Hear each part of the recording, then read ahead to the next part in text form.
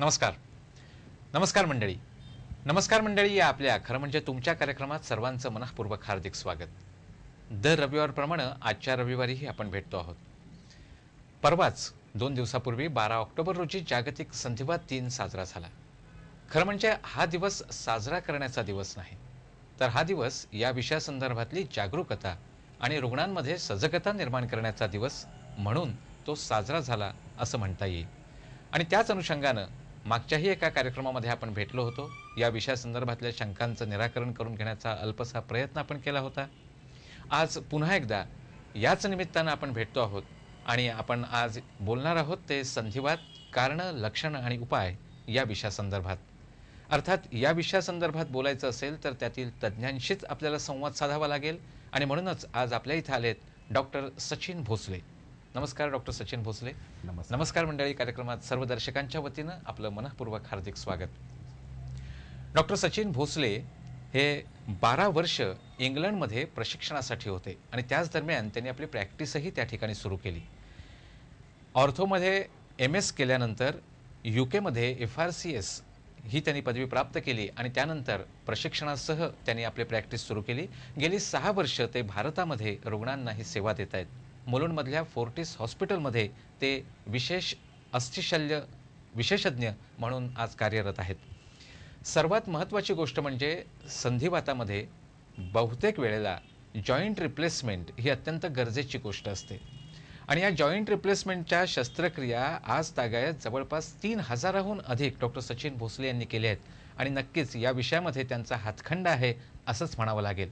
त्यामुळे संधिवात कारणं, लक्षणं आणि उपाय या संबंधात जाणून घेण्यासाठी, संधिवात मुळात होऊ नये यासाठी आपण कोणती दक्षता घेऊ शकतो किंवा संधिवाताला सामोरं जाताना आपण काय गोष्टी अंमलात आणल्या पाहिजेत आणि फारच त्रास होत असेल तर नेमक्या कोणत्या शस्त्रक्रियेला किंवा नेमक्या कोणत्या औषधोपचारांना आपण सामोरं जायला हवं याविषयीच्या आपल्या मनातल्या शंकांचं निराकरण करण्यासाठीच आजच्या हा कार्यक्रमाचं प्रयोजन आहे. आपणही या कार्यक्रमामध्ये सहभागी होऊ शकता. या संदर्भातल्या आपल्या शंकांचं निराकरण करून घेण्यासाठी, या संदर्भातल्या आपल्या प्रश्नांची उत्तरं घेण्यासाठी आपण डॉक्टर सचिन भोसले यांच्याशी थेट संवाद साधू शकता. त्यासाठी आमचे दूरध्वनी क्रमांक आमच्या स्क्रीनवर आपल्याला दिसतीलच. 2538 22 22, 2542 22 22 किंवा 2545 22 22 या दूरध्वनी क्रमांकावरती आपण थेट आपल्या मनातील शंकांचं, प्रश्नांचं निराकरण करून घेऊ शकता डॉक्टर सचिन भोसले यांच्याकडून.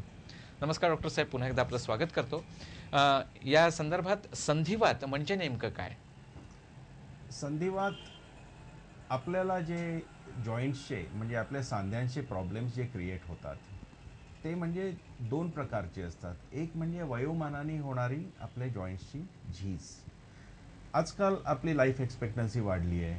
आधी आपलं जे 60-70 च्या पेक्षा जास्त लाईफ एक्सपेक्टन्सी आधी नव्हती, पण आता आपण बरंच जास्त जगतो आहे, आयुर्मान त्यामुळे वाढतंय, जॉईंट्स कमकुवत होतात. लवकर झिजतात, कमकुवत होतात. त्याला म्हणतो आम्ही ऑस्टिओआर्थरायटिस म्हणजे वयोमानाने होणारी झीज. दुसरा प्रकारचा संधिवात म्हणजे बेसिकली लोकांना रुमॅटॉइड अर्थरायटिस होतो, गाऊट होतो. त्याच्यामध्ये कसं होतं की जसं गाऊटमध्ये काय होतं की शरीरामध्ये युरिक ॲसिड नावाचं एक रसायन असतं. त्याचं शरीरात प्रमाण वाढल्यामुळे त्याचे अणकुचीदार क्रिस्टल्स जॉईंटमध्ये जमा होतात. हे आपल्याला का होतं? काही लोकांचं हाय ब्लड प्रेशर असतं, त्यांना हाय ब्लड प्रेशरचे मेडिसिन्स चालू असतात, किंवा मद्यसेवन किंवा जास्त मटन किंवा चिकन असं मांसाहार ज्या लोकांचा जास्त असतो त्यांना संधिवात होण्याचा म्हणजे गाऊट, ज्याला मराठीत गुडघी म्हणतात, त्या होण्याचं प्रमाण जास्त असतं.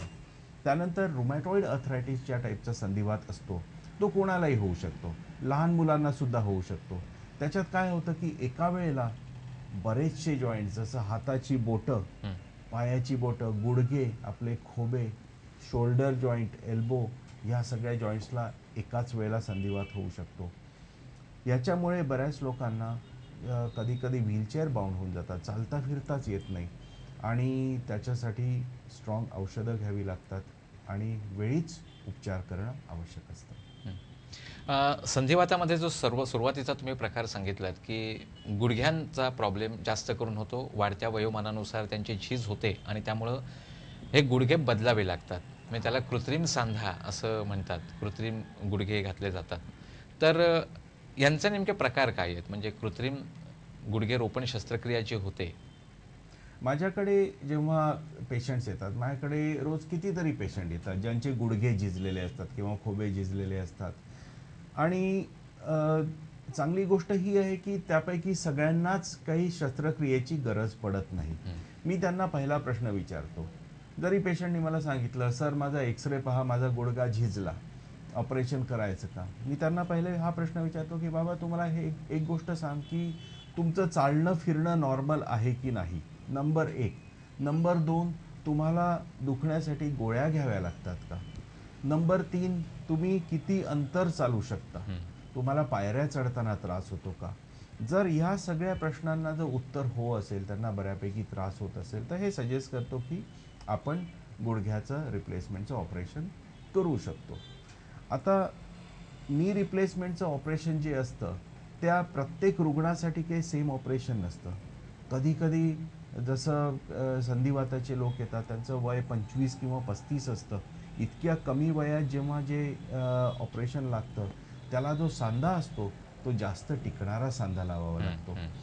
पण ज्या लोकांचं वय 70 किंवा 80 असलं, त्यांना दुसऱ्या प्रकारचा सांधा असतो की जो आपल्याला जेणेकरून 20-25 वर्ष टिकला तरी उत्तम आहे. मग त्याच्यात अजून वेगवेगळ्या व्हरायटी येतात. काही जसे जॉईंट्स असतात जे जास्त वाकणारे असतात. काही सॉलिड असतात, ते 90 डिग्रीज वाकतात, पण ते बरेच वर्ष टिकतात. अशा वेगवेगळ्या प्रकारचे जॉईंट्स आज अवेलेबल आहेत. संधिवात, कारणं, लक्षणं आणि उपाय याविषयी आपण जाणून घेतोय डॉक्टर सचिन भोसले यांच्याकडून. त्यासाठी दूरध्वनी क्रमांक आपल्याला माहिती आहेतच, 2538 22 22, 2542 22 22 आणि 2545 22 22. डॉक्टर साहेब, कार्यक्रमामध्ये दूरध्वनीवरून प्रश्न येतोय, तो आपण आधी घेऊया. हॅलो. हॅलो. हा, नमस्कार, बोला. हा, नमस्कार डॉक्टर. माझा असा प्रश्न आहे की बरेचदा रुग्ण काही वेळा स्वतःच्या डोक्याने सांधेदुखी आहे किंवा हाडांचं दुखणं आहे म्हणून कॅल्शियमच्या गोळ्या स्वतःच घेतात किंवा त्यांच्या डॉक्टर त्यांना प्रिस्क्राईब करून देतात. अशा वेळेला त्या इतक्या घेतल्या जातात की शेवटी किडनी स्टोन त्यांना होतो आणि तेव्हाच ते कॅल्शियमच्या गोळ्या घ्यायचं थांबतात. त्या कॅल्शियमच्या गोळ्या साधारण किती घेतल्या जाव्यात किंवा किती घ्याव्यात किंवा ते कुठे थांबावं? प्रिकॉशनरी मेजर म्हणून कॅल्शियमच्या गोळ्या घेणं कितपत योग्य आहे? धन्यवाद. तुमच्या प्रश्नाचं उत्तर हे की कॅल्शियम हे जे मिनरल आहे, त्यांनी डॅमेज काय काय होऊ शकतं. नॉर्मली जर आपली हेल्थ चांगली आहे तर कॅल्शियमनी शरीराला डॅमेज होत नाही. ज्यांच्या युरिनरी ट्रॅक्टमध्ये काही प्रॉब्लेम असतात किंवा काही कारणाने कॅल्शियम इतकं जास्त घेतलं जातं किंवा रक्ताची कॅल्शियम लेवल जर फार वाढली तरच कॅल्शियम युरिनरी ट्रॅक्टमध्ये जमा होऊन खडे तयार होतात. हे सगळ्यांमध्ये होत नाही. जसं लेडीज असतात, प्रेग्नन्सीमध्ये, ब्रेस्ट फिडिंगमध्ये कॅल्शियम घेणं अगदी आवश्यक आहे. जनरल तुमच्या प्रश्नाला उत्तर हे की माझ्या पेशंट्सला मी जेव्हा कॅल्शियम प्रिस्क्राईब करतो तेव्हा त्यांना सांगतो की 1.5 वर्षापर्यंत कंटिन्युअस तुम्ही कॅल्शियम घेऊ शकता, त्यानंतर 2-3 महिन्याची गॅप घ्यायची. कॅल्शियम सुरू करण्याच्या आधी मी कॅल्शियम आणि व्हिटॅमिन डी लेवल्स चेक करतो. नुसतंच कॅल्शियम देत नाही, पण व्हिटॅमिन डीच्या बरोबर देतो. आणि या दोन्ही गोष्टी बरोबर दिल्या आणि दर 6 महिन्यांनी चेकअप करत राहिलं तर हा खड्यांचा वगैरे स्टोन्सचा प्रॉब्लेम काही उद्भवत नाही. आणि त्यांनी एक प्रिव्हेंटिव्ह या दृष्टिकोनातून, दक्षता या दृष्टिकोनातून कॅल्शियमच्या औषधाचं उदाहरण दिलं आहे. तर त्याच अनुषंगानं मी असं विचारतो की हा आजार होऊ नये, संधिवाताचा त्रास आपल्याला होऊ नये, यासाठी आपण प्रिव्हेंटिव्ह म्हणून काय करू शकतो? कॅल्शियम हे जे सत्व आहे ते हाडांना मजबूत ठेवायला आपण घेतो, कॅल्शियम आणि व्हिटॅमिन डी. जॉईंट म्हणजे आपला सांधा असतो तो 2 हाडांच्या मध्ये असतो. ॲक्च्युअली कॅल्शियमचं आणि जॉईंटचं काही डायरेक्ट कोरिलेशन नाही आहे. जॉईंट हा जो सांधा आपला तयार झालेला असतो त्याच्यामध्ये एक कुर्च्याचं आवरण असतं हाडाला आणि एक चिकट फ्लुईड असतं ज्याला आम्ही सायनोव्हियल फ्लुईड म्हणतो. आणि हा जॉईंट बंद असतो एका पिशवीमध्ये, त्याला जॉईंट कॅप्सूल म्हणतात. आणि त्याला कनेक्ट करतात लिगामेंट्स, ह्या सगळ्या गोष्टींना हेल्दी ठेवायला जॉईंटला लागते नंबर 1 चालना, नंबर 2 तुम्ही व्यायाम करून तुमचे स्नायू मजबूत ठेवणं आवश्यक असतं. म्हणजे जॉईंटचे जे लिगामेंट्स असतात, कुर्चे असतात, ते जास्ती वर्ष टिकतात.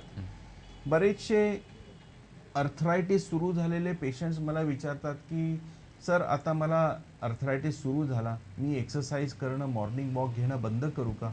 मी म्हणतो की असं तुम्ही केलं तर तुम्हाला टेम्पररी रिलीफ मिळेल, पण तुमचं मग वजन वाढेल, तुमचे जॉईंट्स कमकुवत होतील आणि तुमचा अर्थरायटिस फास्ट प्रोग्रेस होईल. एक्सरसाइज हा सांध्यांच्या प्रॉब्लेमसाठी जेवढा महत्त्वाचा आहे ते महत्त्व कितीही सांगितलं तरी कमीच आहे. दूरध्वनीवरून येणारा प्रश्न आपण घेऊया. हॅलो. नमस्कार, मी विद्यासाठे बोलते ठाण्याहून. हां बोला. मला असा प्रश्न विचारायचा होता की मी रात्री झोपल्यानंतर सकाळी उठते, तर उठल्यावर माझ्या उजव्या हाताची बोट आहेत ना ते फिक्स, म्हणजे बोट मिटली जात नाही, ताटच्या ताट राहतात. तर असं, आणि उजव्याच हाताचे फक्त, तर ते सांधे दुखतात माझे, तर त्याच्यावरती काही उपाय आहे का आपल्याला? ही बोट तुमची बंद होत नाहीत, शकाल का? बोट बंद होत नाहीत, ही किती वेळ चालतं हा प्रकार? एक 15-20 मिनिटं तरी कमीत कमी, म्हणजे ते पर्पजली मला करायला लागतात, तरच मी ते बंद करू शकते. म्हणजे असं उघडमीट मुद्दाम केलं तरच ते होऊ शकतं. म्हणून जरा विचारायचं होतं. आणि हे आत्ताच चालू झालं, एक 8 दिवस झाले, आणि माझं वय आहे 50. ठेवू मी फोन? धन्यवाद. धन्यवाद. तुमचा जो प्रश्न आहे, ह्या प्रॉब्लेमला म्हणतात मॉर्निंग स्टिफनेस. मॉर्निंग स्टिफनेस म्हणजे सकाळी येणारा ताठपणा हा सगळ्यात कॉमन असतो गुडघ्याच्या अर्थरायटिसमध्ये, हाताच्या अर्थरायटिसमध्ये, आणि आपल्याला टाचांची जी दुखणी असतात, हील पेन ज्याला म्हणतो, त्याच्यात हा सगळ्यात कॉमन असतो. मॉर्निंग स्टिफनेस हा 10 ते 15 मिनटं टिकणारा जो असतो तो रिलेटिव्हली हार्मलेस असतो, कारण तो वयोमानाने होणारी झीज म्हणजे ऑस्टिओआर्थरायटिसमध्ये बऱ्याच लोकांना तो होतो. पण ज्या लोकांना रुमॅटॉइड अर्थरायटिस असतो, संधिवात असतो, ज्याला बऱ्याच प्रकारचे जॉईंट्सला प्रॉब्लेम होतो, त्यांच्यामध्ये हा मॉर्निंग स्टिफनेस 2-2, 3-3 तासपर्यंत राहतो. तसं आम्ही डिफरन्शिएट करतो. पेशंट जेव्हा सांगतो की मला 15 मिनटं सकाळी उठल्यावरती माझे गुडघे स्टिफ असतात किंवा हात स्टिफ असतात किंवा टाचा दुखतात, तेव्हा आम्हाला कळतं की हा इझिली कंट्रोलेबल प्रॉब्लेम आहे. सर्वात आम्ही चेक करणार, एक एक्सरे घेऊन पाहणार, विटॅमिन डी लेवल चेक करणार, विटॅमिन B12 लेवल चेक करणार. तुम्हाला हा प्रश्न विचारणार की तुम्हाला बोटांना मुंग्या पण येतात का, म्हणजे त्यांनी मला कळेल की हा प्रॉब्लेम सांध्याचा आहे की नर्व्हचा आहे. नर्व्हच्या प्रॉब्लेममध्ये सुद्धा असं होतं, पण त्याच्यामध्ये हाताला मुंग्या येतात. आणि एकदा विटॅमिन डी करेक्ट केलं, विटॅमिन B12 करेक्ट केलं, एक्सरेमध्ये कळलं की बा जास्त काही झीज झालेली नाही आहे, तर एक्सरसाइज करून, या प्रश्नाचं ॲक्च्युली उत्तर तुम्हीच दिलं की हाताची उघडमीट करून तुम्हाला ते बरं वाटतं. म्हणजे एक्सरसाइज हा इसेन्स आहे जॉईंटच्या प्रॉब्लेमसाठी. पुढचा प्रश्न आपण घेऊया. हॅलो. हा नमस्कार. हा बोला. Hello hello. हा बोला. माझ्या मिसेसला गेले 20 वर्षापासून प्रोग्रेसिव्ह अर्थरायटिस नव्हतं. हां पासून त्रास सुरू जात आहे. हां त्याच्यामुळे डिफॉर्मिटी आता सपोर्ट करताय. तुमचा प्रश्न नीट ऐकू येत नाहीये. हां ऐकू येत आहे? हा बोला बोला. आणि माझ्या मुलीला पण त्याचा त्रास सुरू झालेला आहे. रुमॅटॉइड आर्थरायटिस आहे. 20 वर्षापासून रुमॅटॉइड आर्थरायटिस आहे. रुमॅटॉइड आर्थरायटिस म्हणजे एक प्रकारचा संधिवात 20 वर्षापासून आहे. म्हणजे एक गोष्ट आपल्याला कळलेली आहे की रुमॅटॉइड आर्थरायटिस सारखे जे रोग असतात ते बऱ्याच लोकांना लाईफ लॉंग राहू शकतात, पण त्यांनी लाईफ एक्सपेक्टन्सी काही नेसेसरीली कमी होत नाही. रुमॅटॉइड आर्थरायटिसला 2 गोष्टी आवश्यक असतात, रादर 2 गोष्टींपेक्षा मी 3 गोष्टी आवश्यक असतात म्हणेन. की त्याच्यासाठी त्याची जी मेडिकल मॅनेजमेंट आहे, किमोथेरपी जी आहे ती फार महत्त्वाची असते. काही काही लोकांना स्टिरॉइड्स द्यावे लागतात, काही काही लोकांना अँटी मलेरियल्स द्यावे लागतात, काही काही लोकांना वारंवार जॉईंटची इंजेक्शन्स घ्यावी लागतात. नंबर 2 की कधी कधी वेगवेगळ्या जॉईंटच्या शस्त्रक्रिया करून, जसं काही काही लोकांची बोटं वाकडी झालेली असतात, ती सरळ करावी लागतात. काही काही लोकांचे दोन्ही गुडघे, दोन्ही हिप जॉईंट झिजून गेलेले असतात, मग त्याला रिप्लेस करावे लागतात. नंबर 3 ऑक्युपेशनल थेरपिस्ट आणि फिजिओथेरपिस्टचा सपोर्ट याच्यासाठी फार महत्त्वाचा असतो. कारण काय आहे की जॉईंट्स फार वीक झालेले असतात. आता रुमॅटॉइड आर्थरायटिस झालेल्या व्यक्तीने जर घट्ट लोणच्याच्या बाटलीचं झाकण उघडायचा प्रयत्न केला तर परमनंट डॅमेज होईल. म्हणून ऑक्युपेशनल थेरपिस्ट आणि फिजिओथेरपिस्ट सांगतात की बा आपण कसं जपून राहायचं, व्यायाम कसा करायचा, स्प्लिंट्स कधी वापरायच्या. तर तुमच्या मुलीलाही हा प्रॉब्लेम होतोय म्हणजे ह्याच्यामध्ये अनुवांशिकता सुद्धा तुम्हाला कुठेतरी दिसते आहे. आहे. तर स्पेशालिस्टला ह्या बाबतीत भेटणं फार आवश्यक आहे आणि त्यांचं फॉलोअप ठेवणं दर 6 महिने 1 वर्षातनं जाऊन की बाबा सगळं ठीक आहे की नाही ते फॉलोअप ठेवणं आवश्यक आहे. पुढचा प्रश्न आपण घेऊया. हॅलो. हॅलो. हा नमस्कार. हा नमस्कार, मी दशरथ साबळे बोलतोय. माझी मिसेसला ना टाचाला चालायला त्रास होतोय. हा 3 वर्षापासून. हा अच्छा. किती वय किती आहे मिसेसचं? वय 42. टाचांचा त्रास, आत्ताच आपण मॉर्निंग स्टिफनेसमध्ये पाहिलं की टाचांचा त्रास जो असतो त्याच्यामध्ये सकाळी तुम्हाला 10-15 मिनटं जास्त त्रास होतो. टाचांचा त्रास कोणाला होतो? जी व्यक्ती ओव्हरवेट आहे किंवा ज्यांचं व्हिटॅमिन डी कमी आहे किंवा ज्यांच्या शरीरातलं युरिक ॲसिड वाढलेलं आहे, या 3 प्रकारच्या व्यक्तींना टाचांचा त्रास होतो. फार कॉमन त्रास आहे, बऱ्याच लोकांना होतो. फुटवेअर मॉडिफिकेशन ही त्याची फर्स्ट ट्रीटमेंट असते. ब्लड टेस्ट आम्ही जेव्हा करतो तेव्हा in addition to vitamin D आणि युरिक ॲसिड डायबिटीस आहे का, रुमॅटॉइड आर्थरायटिस सारखा संधिवात आहे का, ह्या गोष्टीसुद्धा आम्ही चेक करतो. एक्सरे करून हे चेक करतो की हाड वाढलेलं आहे का. कधी कधी हाड फार वाढलेलं असतं, मग त्याला फक्त कम्फर्टेबल चपला देऊन फायदा होतोच असं नाही, कधी कधी इंजेक्शन द्यावी लागते. रेअरली म्हणजे 1 in 1000 1000पैकी एका व्यक्तीला ऑपरेशनची सुद्धा गरज पडू शकते.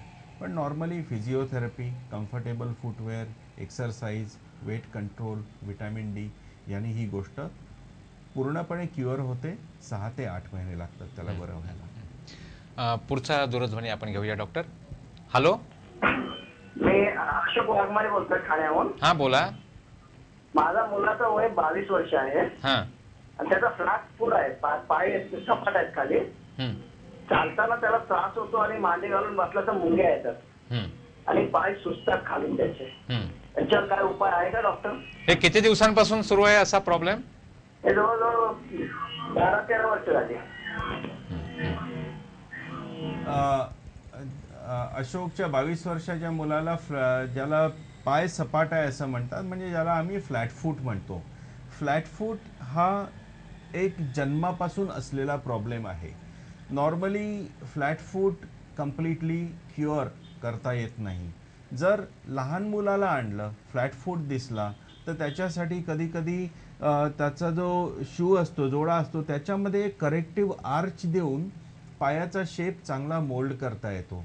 पण 22 वर्षाच्या वयात नॉर्मली त्याला पूर्ववत करता येणं डिफिकल्ट असतं, कठीण असतं.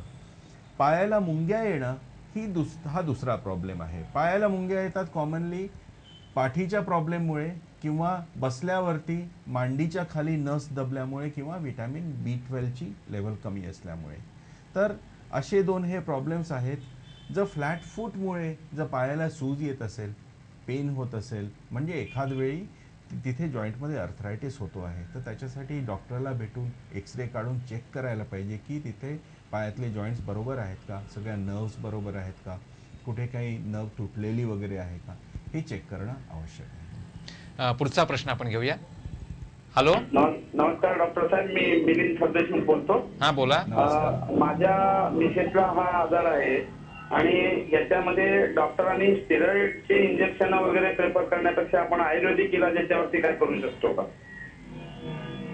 आणि त्याच्यामुळे हा आजार बरा होईल का? किती वर्षांपासून आहे तुमच्या मिसेसला हा आजार?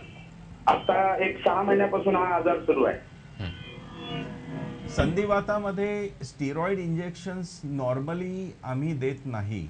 फार रेअरली देतो. जेव्हा संधिवात खूप जास्त फ्लेअर झालेला असतो तेव्हा स्टिरॉइडची इंजेक्शन देतो. नॉर्मली औषधं, गोळ्या आणि शस्त्रक्रिया या 3 गोष्टी कंट्रोलमध्ये ठेवता येतात. वारंवार स्टिरॉइडची इंजेक्शनं नॉर्मली चांगली नसतात. आयुर्वेदिक तुम्ही ट्रीटमेंट म्हटलं, आयुर्वेदिकचा मला स्वतःला काही अनुभव नाही, त्यामुळे मी त्याच्या बाबतीत तुम्हाला सल्ला देणं डिफिकल्ट आहे. पण कुठल्याही चांगल्या डॉक्टरकडून जर ट्रीटमेंट घेतली आणि तुम्हाला चांगला रिझल्ट मिळत असेल तर ती घ्यायला काहीच हरकत नाही. पण रिपीटेड स्टिरॉइड इंजेक्शन देणं हे नॉर्मली मी आवश्यक आहे असं समजत नाही. डॉक्टर साहेब, लहान मुलांच्या बाबतीमध्ये हाडांची वाढ आणि एकूणच शरीराची वाढ होत असते, त्यामुळं त्या हाडांना तशी म्हटली तर एक मजबूती असते आणि जरी काही अडचण आली तरीसुद्धा ती रिकव्हरी थोडी फास्ट होते. पण जसं वय होत जातं तसतसा हाडांचा ठिसूळपणा वाढत जातो आणि मग तिथे अडचण अधिक निर्माण होते. तर या परिस्थितीमध्ये जेव्हा तुम्ही मगाशी एका लहान मुलाचाही उल्लेख केला होता की लहान मुलालाही शस्त्रक्रिया करावी लागते किंवा हा आजार असतो, जेव्हा त्यांच्यामध्ये दिली जाणारी ट्रीटमेंट आणि वाढलेल्या वयात असलेल्या संधिवाताला दिली जाणारी ट्रीटमेंट यामध्ये नेमका काय फरक आहे? अर्थात या प्रश्नाच्या उत्तरापूर्वी आपण दूरध्वनीवरून येणारा प्रश्न आधी घेऊया. हॅलो. हॅलो. हा, नमस्कार, बोला. मी जेव्हा शाळेतून येतो हा, माझे दोघी पाय खूप दुखतात, तर मी काय टॉनिक घेऊ का?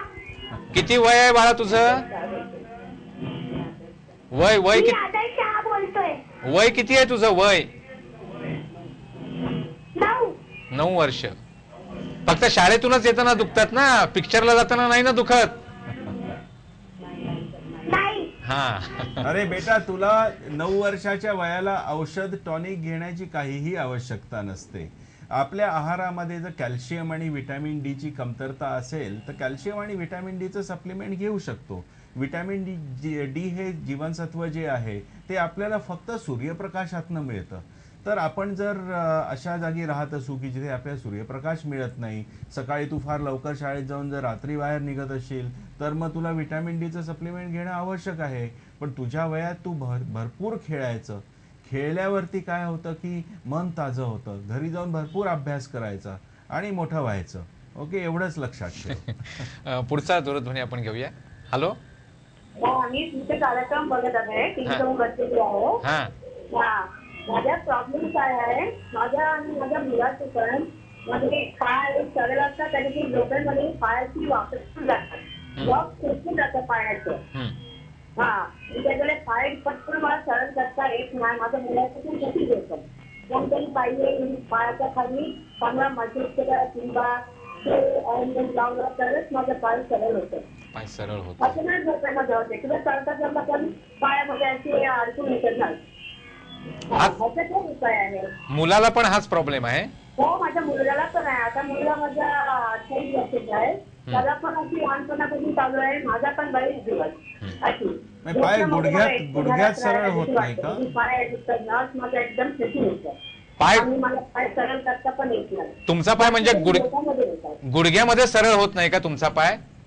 झोपेत जास्ती करून होतं. पण गुडघ्यामध्ये फोल्ड केल्यानंतर तो परत सरळ होताना त्रास होतो का? नाही, गुडघ्याचं खाली माझं त्या गुडघ्याचं पण प्रॉब्लेम होतं. मी ठाण्यामध्ये डॉक्टरला दाखवलं, एक्सरे वगैरे केलेले पायाचं, गुडघ्याचं पाय वगैरे, पण त्याच्यामध्ये त्यांनी मला व्हिटॅमिन डीचा दिलेला आहे औषध. पण लोकांमध्ये जे नस टेस्ट जातं त्याचा काही उपाय मला सांगितलं नाही त्यांनी. धन्यवाद. डॉक्टर इंडिया हरिकर आहे ठाण्यामध्ये, मोठे डॉक्टर, त्यांनी कन्सल्टिंग केलेलं पण आहे. धन्यवाद. धन्यवाद. अच्छा. पाय सरळ होत नाही, आपण ज्याला क्रॅम्प येणं म्हणतात की ज्याच्यामध्ये आपल्याला ती क्रॅम्प झोपेत सुद्धा येत असते. काही काही लोकांना स्विमिंग पूलमध्ये क्रॅम्प येते. ही क्रॅम्प्स काय येतात की काही काही लोकांचं क्रॅम्प येण्याची टेंडन्सी असते. काही काही फॅमिलीजमध्ये लोकांना जास्त क्रॅम्प्स येतात, काही काही फॅमिलीजमध्ये क्रॅम्प्स अजिबात येतच नाहीत. आपण हे पाहतो की जे मॅरेथॉन जे धावतात त्यांना शरीरामधली इलेक्ट्रोलाइट्स म्हणजे पोटॅशियम वगैरे कमी झाल्यामुळे असं क्रॅम्प्स वगैरे येऊन ते कधी कधी पडू शकतात. मग त्यांचा हातपाय सरळ होत नाहीत. तर आपल्याला हा विचार करायचा आहे की आपला आहार बरोबर संतुलित आहे की नाही, आपण व्यायाम करतो आहे की नाही. या 2 गोष्टींकडे तुम्ही जर व्यवस्थित लक्ष दिलं तर हे प्रॉब्लेम जरूर कमी होतील.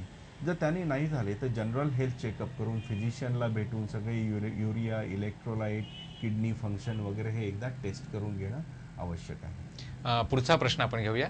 हॅलो हॅलो हॅलो हा नमस्कार, बोला. मी ठाण्यातूनच बोलते, उज्ज्वला भोईटे.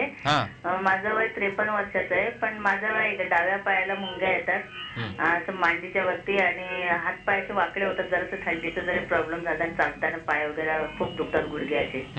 त्यासाठी विचारायचंय काय ट्रीटमेंट कुठं आहे काय असं सांगाल तर म्हणजे त्या हॉस्पिटलला किंवा कुठं आम्ही घेऊ असं. पायाला मुंग्या येणं आणि हातपाय वाकडे होणं याचं सर्वात कॉमन कारण आहे की विटॅमिन B12ची डेफिशियन्सी. काही काही लोकांना पाठ दुखते, पाठीतलं दुखणं पायात टाचेपर्यंत जातं आणि मुंग्या येतात. मग त्यांना पाठीच्या प्रॉब्लेममुळे जसं स्लिप डिस्क असेल किंवा स्पॉन्डिलोसिस असेल त्याच्यामुळे हा प्रॉब्लेम येतो. पण फक्त पायाला मुंग्या येतात, त्याला नॉर्मली विटॅमिन B12 करेक्ट करून हा प्रॉब्लेम बरा करता येतो. ह्याच्या व्यतिरिक्त जर डायबिटीस असला, डायबिटीस बऱ्याच वर्षापासून आहे, आउट ऑफ कंट्रोल आहे, तरी हे मुंग्या येणं, हातपाय वाकडं येणं होऊ शकतं. आणि ह्या गोष्टींकडे जर लक्ष दिलं, या टेस्ट केल्या, डायबिटीस कंट्रोलमध्ये ठेवला तर हा प्रॉब्लेम उद्भवू नये. तुम्ही आता हे उत्तर देत असताना जे विश्लेषण करत होता त्यावरून माझ्या मनामध्ये एक वेगळा प्रश्न आलाय. मगाच्या प्रश्नाचं उत्तर तर नंतर तुम्ही द्याच, पण वाढत्या वयानुसार पाय वाकडे होतात. असे वाकडे झालेले पाय पुन्हा सरळ होऊ शकतात का वय झालेल्या व्यक्तीचे? होऊ शकतात. दरम्यान एक प्रश्न आहे तो आपण आधी घेऊया. हॅलो हॅलो हा नमस्कार, नमस्कार, बोला बोला. नेमुने बोलतोय. हा बोला. माझ्या मिसेस झोपेमध्ये पाय धडधडतात, व्हायब्रेट होतात. हा व्हायब्रेट होतात पाय. तर काय कारण? पाय थरथरणं, ज्याला आम्ही मेडिकल टर्मिनॉलॉजीमध्ये ट्रेमर म्हणतो, की हात पण थरथरू शकतात, पाय पण थरथरू शकतात. हा जो प्रॉब्लेम आहे तो डायरेक्ट बोन आणि जॉईंटचा प्रॉब्लेम नाही, पण हा न्यूरोलॉजिकल प्रॉब्लेम असू शकतो.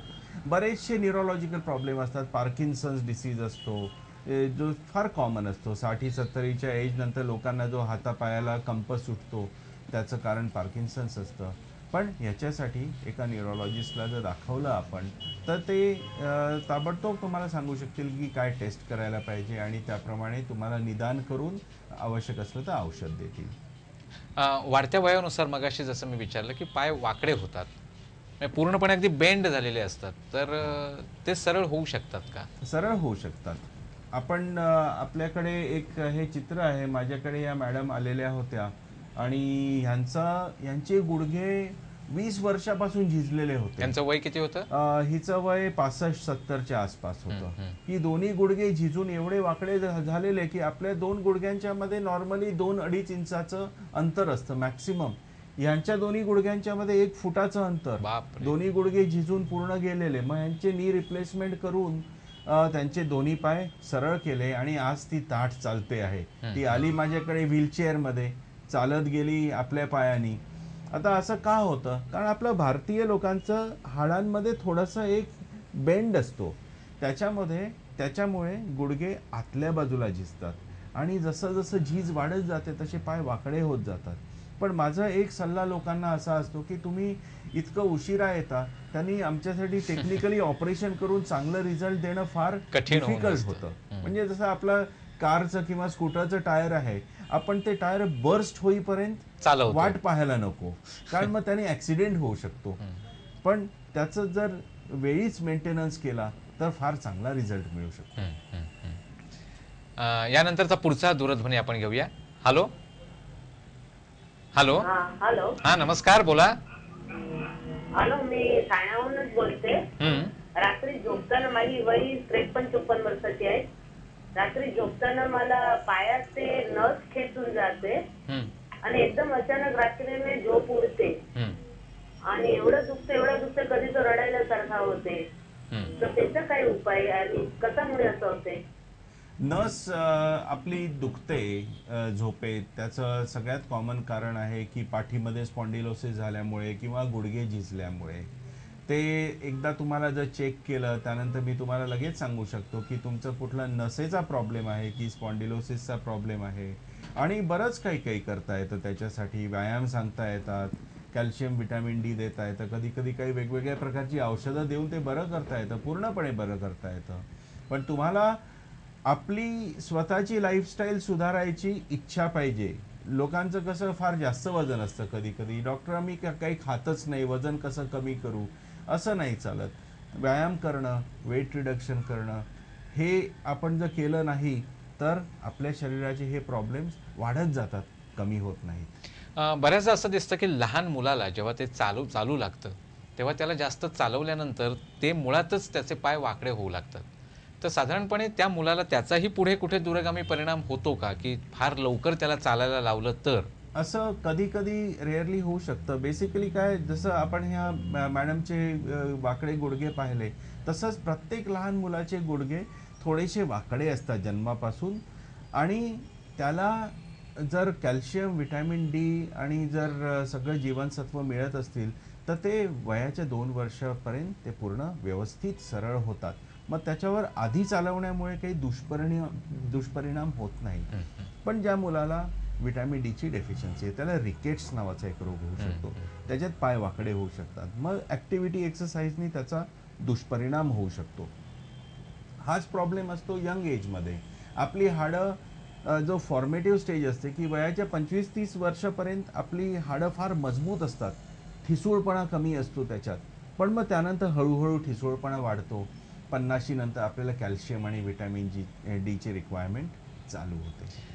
डॉक्टर साहेब, अजूनही दूरध्वनी येत आहेत, आपल्याला प्रश्न विचारले जात आहेत, पण आपल्याकडे वेळेची मर्यादा आहे, त्यामुळं आज आपल्याला इथंच थांबावं लागेल. पुन्हा जरूर आपण या दर्शकांच्या प्रश्नांना उत्तर देण्यासाठी इथं या, असं तुम्हाला मी आमंत्रण देतो सगळ्या दर्शकांच्या वतीनं. आणि आजच्या कार्यक्रमामध्ये येऊन तुम्ही वेगवेगळ्या रुग्णांच्या वेगवेगळ्या शंकांचं निरसन केलं, त्याबद्दल सर्व दर्शकांच्या वतीनं आणि श्रीस्थानक वाहिनीच्या वतीने आपले मनःपूर्वक आभार. दर्शक हो, डॉक्टर सचिन भोसले यांनी आज आपल्या या कार्यक्रमामध्ये येऊन संधिवाताच्या संदर्भातल्या आपल्या प्रश्नांचं निराकरण केलं आहे, आपल्या शंकांना मार्ग मोकळा करून दिलेला आहे.